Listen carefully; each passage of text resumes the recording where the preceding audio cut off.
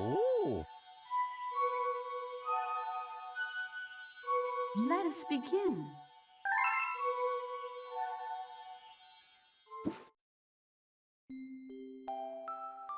Chapter 1, The Celestial Duo. Our story begins a very, very long time ago with a young girl. One day, this girl spotted a rusted spaceship holding a small star child. "What's your name? Are you lost?" the girl asked the star child. "I'm Luma, and I'm waiting for Mama. She's coming for me on a comet," said the star child, who had been waiting day and night. "Don't worry, I'll wait with you," the little girl promised Luma.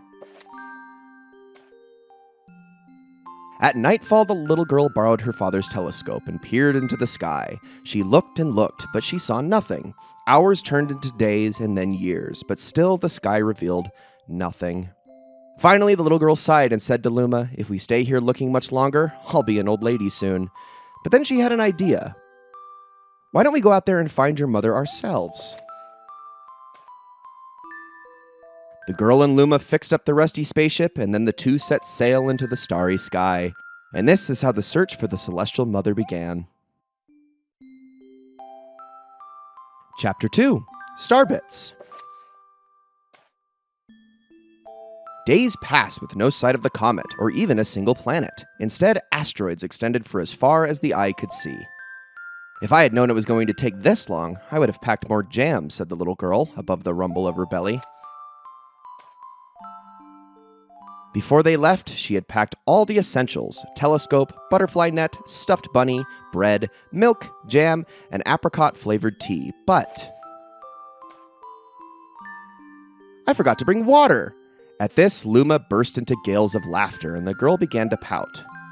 "As long as I have starbits, I'll be fine," said Luma. "Want some?" The little girl couldn't stay mad after hearing this. Luma continued to laugh, and the girl couldn't help but join in. "All right, maybe just a nibble." Leaning far out of the ship, the pair began to collect starbits with the girl's net. They almost fell out a few times, but they kept on collecting. The starbits tasted like honey. Chapter 3, The Comet. A beam of light pierced through the ship's window. Thinking it was the morning sun, the girl peered through the window, only to find a turquoise-blue comet shimmering at her. The little girl shook the sleeping Luma awake and shouted excitedly, "We have to get to that comet!" The pair descended on the comet and found that it was made of ice. They looked high and low, but Luma's mother was nowhere to be found. Exhausted, the little girl sat down with a flop, utterly unable to take another step. "Look!" Peering down at the icy ground where Luma was pointing, the girl suddenly noticed clusters of starbits encased in the ice. "Pretty good, huh? Finding starbits is my specialty," said Luma, beaming. "There's ice here, but it's so warm. I'll bet there's water here, too." The two decided to stay on the comet for a while. Riding the turquoise comet, the pair continued their search for Luma's mother. Chapter 4, The Dream. One night, the girl dreamed about her own mother. "Where are you going?" she asked her mother's retreating back. Without turning, her mother replied, "Don't fret, dearest. I'm not going anywhere. I'm always watching over you, like the sun in the day and the moon in the night." A wave of sadness washed over the girl. "What about when it rains and I can't see the sun or the moon?" Her mother thought for a moment before responding. "I will turn into a star in the clouds and wait for your tears to dry." When she awoke, the girl's face was damp with tears. "You have starbits in your eyes," said Luma to the girl. Wiping her face, the girl replied, "These are tears, not starbits. I'm crying because I'll never see my mother ever again." At this, Luma began to cry too. "Mama, oh Mama." The pair traveled through the starry skies, and though they encountered many other comets, not one of them held Luma's mother. Luma was despondent. Now, Luma, The rain clouds won't go away if you keep crying, the girl said, giving Luma a squeeze. I'll give you a present if you stop. The girl closed her eyes and said gently, I'll take care of you. With these words, she felt a small spark in her heart. Chapter 5. Home. The kitchen will go here, and the library will go over there, the girl said busily to herself. We'll put the gate here. Ever since the girl took Luma under her care, she'd been bustling about at a feverish pace. It's a lot of work, but it's worth it to make a happy home. It turned out that starbits weren't the only things buried in the ice. There were tools and furniture, unlike any they had ever seen, and the girl used them to build a home. Looking at the completed house, Luma remarked, Don't you think it's awfully big for just the two of us? With a library, bedroom, kitchen, fountain, and gate, it was certainly spacious, but still, something seemed to be missing. If only my father, brother, and mother were here, the girl said wistfully. Indeed, the house was too large for its two small residents. That night, clutching her favorite stuffed bunny close to her heart, the girl fell asleep in the starship. Chapter 6. Friends. Then one day, while the girl sat sipping tea, a tiny apricot-colored planet appeared on the horizon. From the planet, another Luma of the same color emerged. Do you two know each other? The girl asked the two Lumas gleefully. Despite the girl's excitement, they seemed uneasy. The two Lumas neither drew closer nor backed away from each other. Instead, they just stared. Then one Luma broke the silence. My mama! At once the apricot Luma parroted back, My mama, my mama! My mama, my mama! The two Lumas began to dance around the girl frantically, and neither showed any sign of stopping. The girl was so charmed by this adorable scene that she couldn't help but laugh. And that's when something very strange happened. Suddenly, more Lumas began to pop out of the apricot planet. They were different colors, but they all shouted the same thing. My mama, my mama! The sight of all the shouting Lumas only made the girl laugh harder. What am I going to do with all these children? The Lumas just stared blankly as she doubled over laughing. I guess we'll have to name each and every one of you. Tomorrow, once she had finished naming them all, she would begin moving all the Lumas into the new house. Chapter 7. The Telescope. After seeing their 100th comet, a sudden thought popped into the girl's head. I wonder if my home planet is still as blue as it was. Then she remembered her father's telescope. Peeking into the telescope, a tiny blue dot floated into sight. It was smaller than a starbit. How strange. It's so far away, but it feels so close.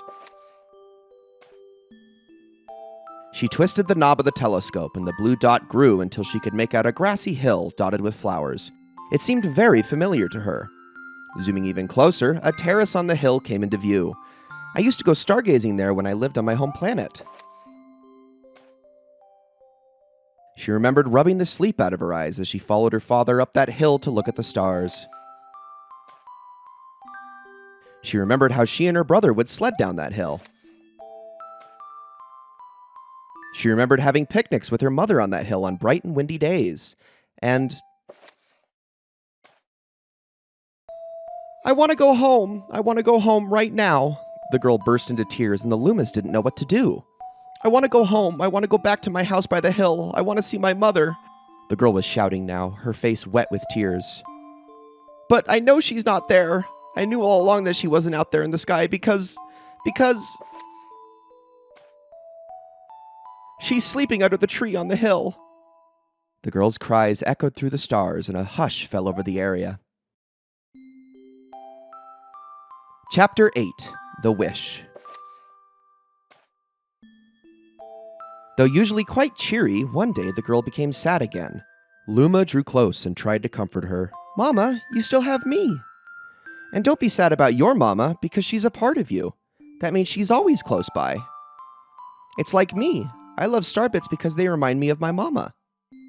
No, the girl said, unable to stop the tears. A lonely look flickered across Luma's face. but it was soon replaced by a wide grin. I have an idea. I will transform into a comet, a soaring comet that can carry you all on this journey. With that, Luma, trailing bands of white, soared high into the sky and just as quickly started to plummet back down. Kaboom! Kablam! The ground shook, and a bright light poured out of the crater that the Luma had created. The bands of light twisted together to form a comet tail. And then Luma emerged, reborn as a comet. The girl could scarcely believe her eyes. But how? She kept asking. Our destiny as Lumas is to transform into different things, said a red Luma who had suddenly appeared. Stars, comets, planets. We can become all of these things. When I grow up, I want to become a star that makes someone special smile, said a green Luma. A blue Luma chimed in. That Luma turned into a real cutie of a comet, didn't he? All the Lumas together said, No more crying, Mama. Thank you, said the girl in a whisper, and she pulled the Lumas close and hugged them. From that day on, starbits no longer fell from the girl's eyes. The comet set forth for the girl's home planet, its long tail blazing proudly behind it. Final chapter, Family. With its many Lumas and telescopes, the comet was quite a sight to behold. The girl and the Lumas were proud to call it home. At a welcoming party for a new Luma, the girl gathered everyone in the kitchen and said in a louder voice than usual, All right, everyone, let's make a cake sprinkled with star bits. Then it will be a star cake. The Lumas excitedly began to gather the ingredients. As she watched the Lumas scurry about, the girl smiled and thought to herself, This is my family now, and I will stay with them until they're ready to leave the nest. And when they do leave, I'll see them off with a smile. Because that's what makes a mother happiest. That night, when the girl lay down to sleep, a soft light enveloped her and reminded her of the blue planet she once called home. But it would be nice to return home once every 100 years to nap in my favorite sleeping nook. The comet carrying the Lumas and the girl continues on its journey to this very day. With more family members in tow than can be counted, it's said that the comet visits the girl's home planet once every 100 years, its proud white tail glittering in the sky.